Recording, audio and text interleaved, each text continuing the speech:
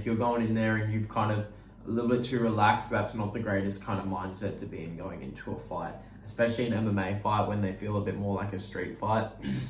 That's and the little gloves, it's not an easy thing to. It's not something that you want to go in there without a certain level of fear. So Sean Strickland upsets Israel Adesanya in the main event of UFC 293 in Sydney, Australia, where I was born, just saying. Fucking insane. Massive underdog. Probably the biggest underdog of the year, or at least one of them. It was actually, I was going to send money back to Australia because you're not allowed to bet in Thailand. You can't access any sports betting apps or anything like that. And I said to him, can you put $50 on Adesanya for me? And he said, bro, you're going to get $56 back, so it's not even worth it. If you put $50 on Sean Strickland, it was $350 you were going to get back. So that just shows what a massive upset this was. And I was listening to the post-fight press conference, actually, and they said that UFC 193 was the same night that Holly Holm knocked out Ronda Rousey in Victoria, or fucking Melbourne, in Australia. And that's just insane that same country, same end of the UFC, and yeah. But what really happened in this fight, so it seemed to be one of those things where it's just the basic fundamentals win. And Adesanya, yeah, I feel like Adesanya has this thing where he tries to be really fancy and he kind of forgets about the basics. Like, you can watch that fight, and how many times did Adesanya put his back against the wall and try to do some head movement as Sean Strickland was throwing some straight punches? Or how many times would he fake a leg kick into a question mark kick just for Sean Strickland's basic defense of having his arm there to block it?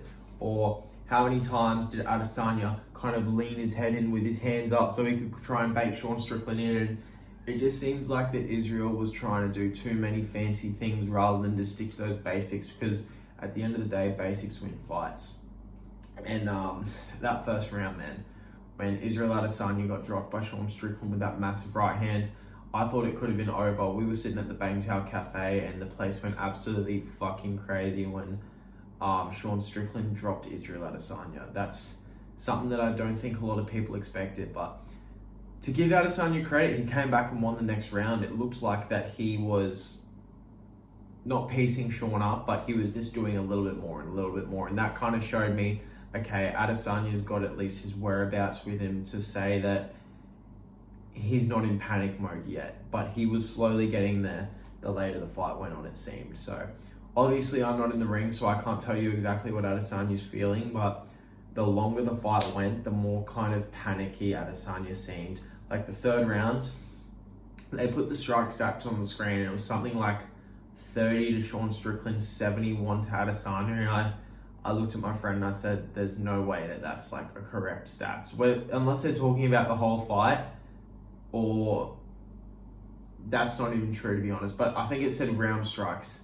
But I was just thinking there's no fucking way that Israel Adesanya has landed more than Sean Strickland this round, because Sean Strickland was just constantly walking forward.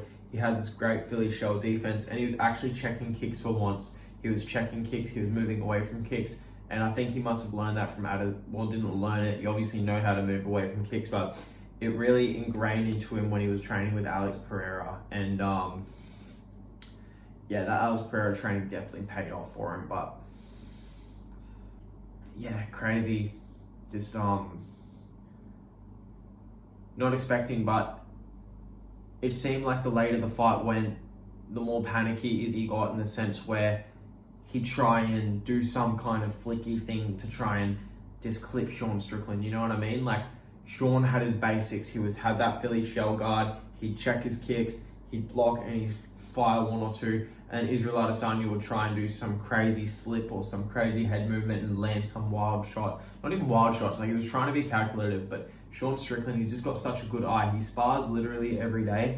He's just got such a good eye to where he knows his distance so well. So he was slipping leg kicks from Adesanya from about that far. He just moved that leg back slightly.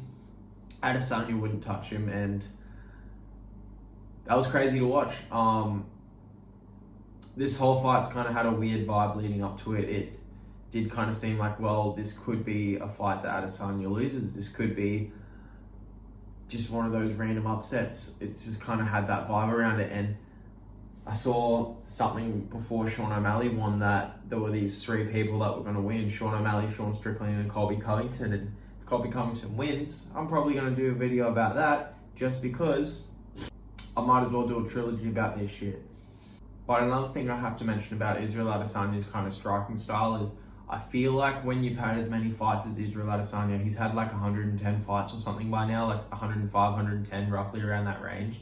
I feel like when you've had that many fights, you can sometimes get into cruise mode. Like, you kind of just like, okay, this is just what I do, so I'm just going to kind of switch my brain off and go. And you can kind of see that in Adesanya's last probably 2 or 3 UFC fights, besides the time he knocked out Alex Pereira. By round 3 or 4, he's kind of in cruise mode where he's just like, he's just doing enough to get by. And he's just like kind of going through the rhythm, you know what I mean? And he doesn't just like go for it, or it's not like his senses are heightened. He's just like kind of there and cruising. You see it all the time with Thai fighters who fight a lot of Muay Thai. They've had like 300 or 400 fights. Like, you see them sparring, they're very like, I'm just gonna wait. And some of them are really good with it, and they can like pick their shots right. But if you've got someone in there who's young, they're hungry, or they haven't had as many fights, it's still somewhat of a new experience to them, then that person is going to have the hunger. And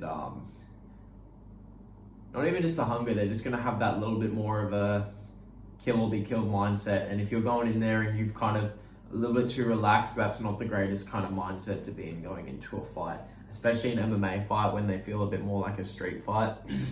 That's and the little gloves, it's not an easy thing to. It's not something that you want to go in there without a certain level of fear. You want to have a certain level of fear going in there. You want to have a healthy respect for the damage that can be done to you. That's what my coach always says back in Australia. But now we just got to think about what's next. So immediately after that fight, I said Adesanya, he already lost to Alex Pereira. So he's already gotten his rematch because he fought Alex Pereira and he won his title back. And now he immediately loses again. So I'd say next up, Dricus du Plessis is going to get that next title shot. I think he deserves it. He knocked out Robert Whittaker after beating Whittaker for the first round. I think Israel's probably going to fight the winner of Khamzat versus Paulo Costa, because either of those fights, whether it be a rematch with Izzy and Paulo, or whether it be a new face in Khamzat, both of those fights are pretty exciting. I feel like Izzy needs a bit of time off to kind of mentally reset and kind of just get his head right again, because sometimes if you're fighting constantly, you just get a bit of a mental burnout, and it's hard to realize you're mentally burned out until after you've come out the other side of it. So I feel like the best thing for Izzy now would just be to chill the fuck out, go fucking smoke some weed, have a bit of time off, have a good time, fucking come to Thailand, mate, no one's stopping you, come train at Bangtao, lad. But yeah, that man just needs a bit of time off, and I feel like maybe early next year to January to March next year, I think would be a good time for Izzy to come back, fight whoever he's going to fight. And yeah, hopefully this loss and this refreshment is going to be a good thing for Izzy, but who knows? We're not going to know until the time comes. So anyway, it is currently 9:30. I need to get to bed. Hope you guys enjoyed this video and me just talking shit for a solid 9 minutes. Make sure you guys like, comment, and subscribe. Please check out my other videos. There's going to be a lot more content coming this week. I've got some tutorials coming that you guys are going to love. So if you guys are fighters, these techniques are going to be great for you. We've got one about Southpaw versus Orthodox. We've got one coming about some boxing. I'm also going to be doing some Thailand videos, just like general things about visas, and I've got a couple things written down, so I think you guys are going to enjoy the content coming through. So please make sure you like, comment, and subscribe. Go down here and check out my social media, and I'll see you guys in the next video.